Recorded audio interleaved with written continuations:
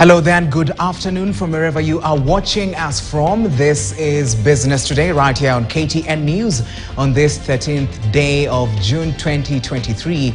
My name is Kelvin Nyakundi. Now today we have a lot lined up for you. Remember, later on Thursday we'll be having the budget being read, and today we are also going to be focusing on that issue and also the finance bill reviews. There's some reviews that have been put in place where we are looking at the 3% that was proposed now is 1.5%, and some numbers also. We'll be looking at those numbers and making sure that at least we discuss what effect this will have on the finance bill. And joining me will be Marshall Nyangor, who is economist from Zimele, and he's here to just give us a perspective from where he sits and what he thinks this means for Kenya.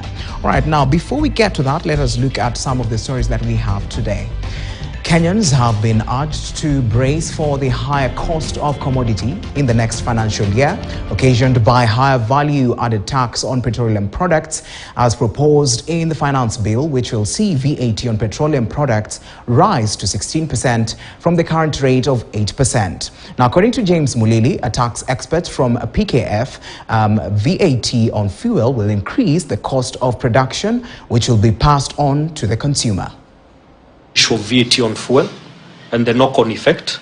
I think the knock-on effect is very clear. Number one, the issue of public transportation, the fares will go up. That's the first thing.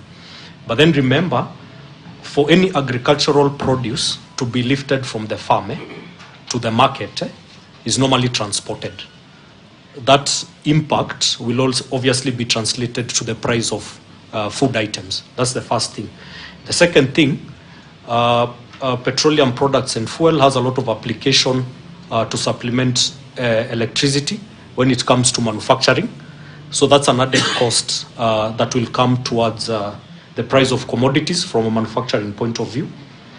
And obviously the issue of the cost of power and electricity is one of the deterrents to a lot of investments in Kenya. The likes of Cadbury's ran away from the Kenyan economy simply because the cost of power was unsustainable, decided to relocate in Cairo, where they were paying not even more than a quarter in electricity costs. So you can actually see that's one of the issue of VAT and fuel will compound the increase in the prices of commodities. In the construction sector, remember all these machines that are doing the roads, building the houses are using fuel. So what will automatically happen is there will obviously be an increase when it even comes to the issue of construction, and more importantly to the issue of the housing fund. So you can actually see there is a multiplier effect to the economy. Is enough allocated to the sectors to spur growth? Bogo, if you remember before the elections, that question was asked to the executive, how much is enough? And he said, enough is enough.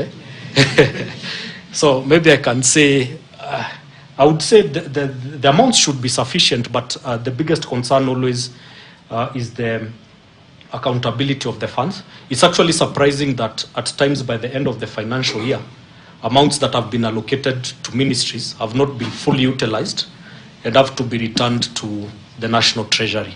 So I think it's more about accountability and efficiency of the use of funds.